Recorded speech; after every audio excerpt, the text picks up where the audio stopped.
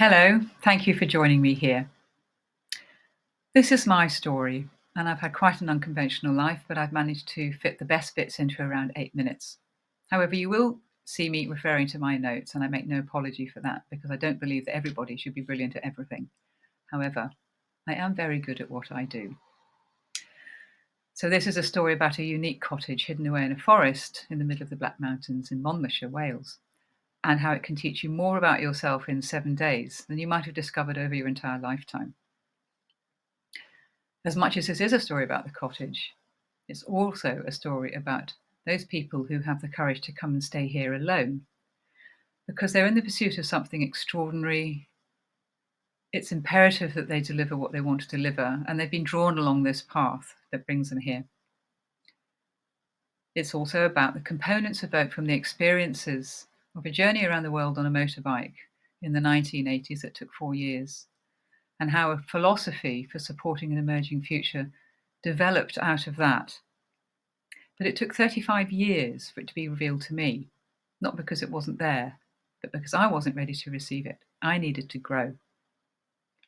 And why I can talk about my personal regeneration and growth in terms of my own evolution from emotional wreck in the 1990s to a life-changing insight and one of my biggest lessons when I made the decision to take leadership over my own life.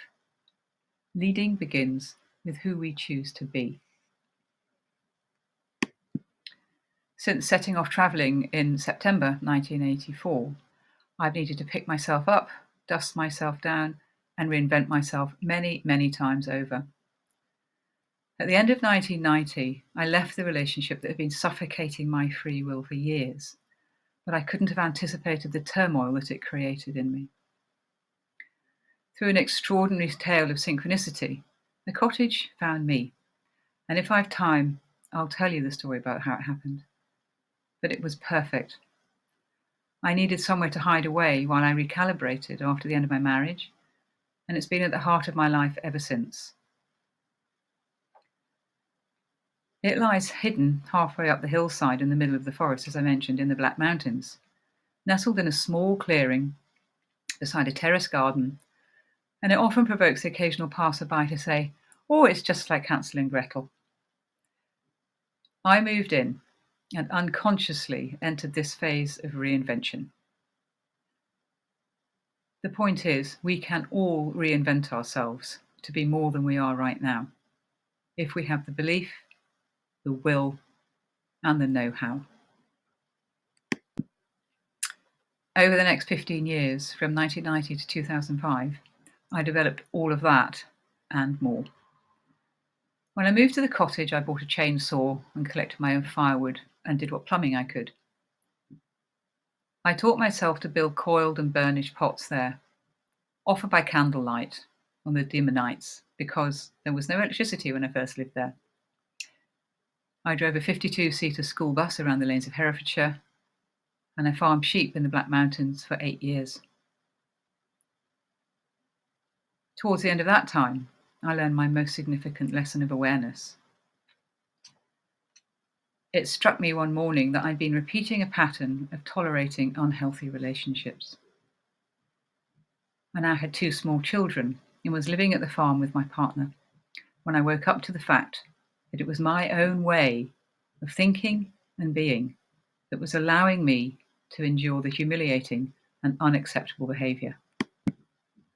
I was the common denominator in all of it. It was 2005 and time to choose. Time to hold my nerve again and to make a success of being a solo parent.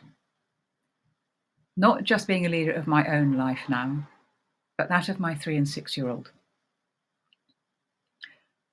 And through a variety of dead-end ventures searching to make a living, I stumbled across coaching.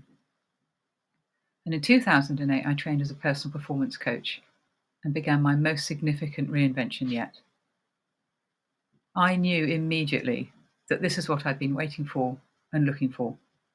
This was where I knew I would flourish as a human being, flourish in business, but most importantly of all, I can help other people to flourish. The cottage and I have been a partnership now for over 30 years. And along with nature, it's part of my boardroom.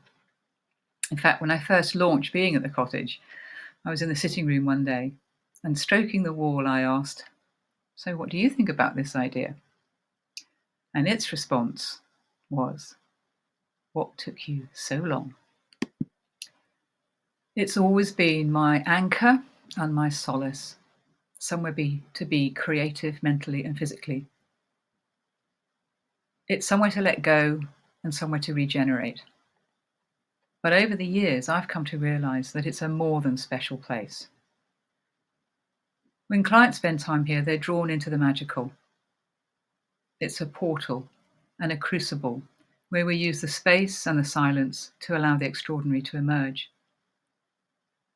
But this isn't just to pursue something extraordinary at the cottage.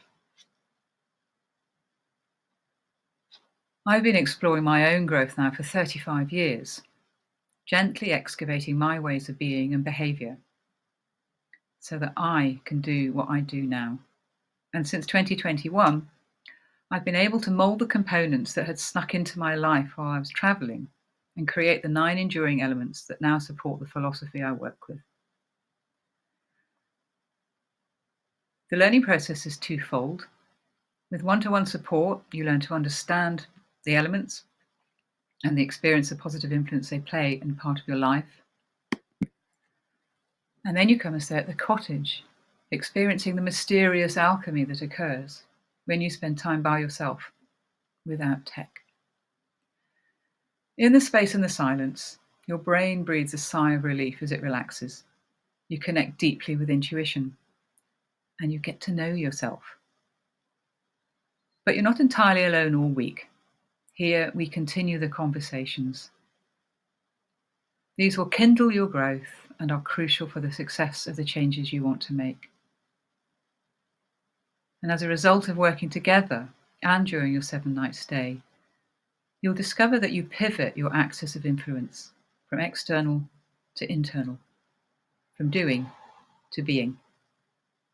Together, we create the opportunity for you to oversee, curate, guide, and make that positive impact that you've been imagining for so long. Leading begins with who you choose to be. True choice can only come through awareness.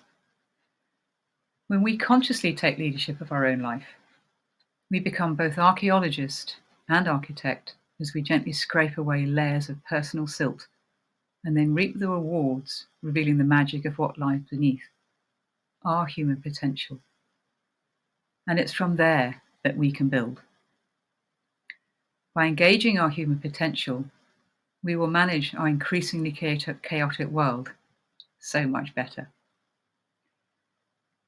When we take leadership of our own lives first, we can build an enduring equanimity from the inside and get a deeper understanding of who we are as humans. This is the foundation that will see us through the challenges of change every time. So, from emotional wreck to business owner and growth mentor to evolving leaders, driving positive change in our rapidly shifting world. Because many of the changes that are coming our way are beyond the scope of our current capabilities, we need to take a new look at leadership now. Specifically, with the challenges as a consequence of the climate emergency, which, if allowed to romp on unchecked, will create a civilizational crisis. We need to know how to hold our nerve by using a formula that will keep us steady as events unfold. The 9 enduring elements allow you to develop a keen understanding of how their tools, techniques, and mindset shifts can help us make radical changes in what we believe we can achieve. Many people might call this regenerative leadership. I call it a leadership renaissance.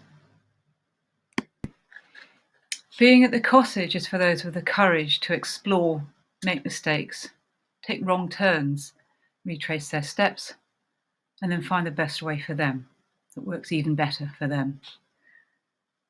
These people will come out ahead, and business and the world will be a better place for it. This is a place from which to build an enduring sense of possibility. Because if we stop looking for the answers, we stop finding them.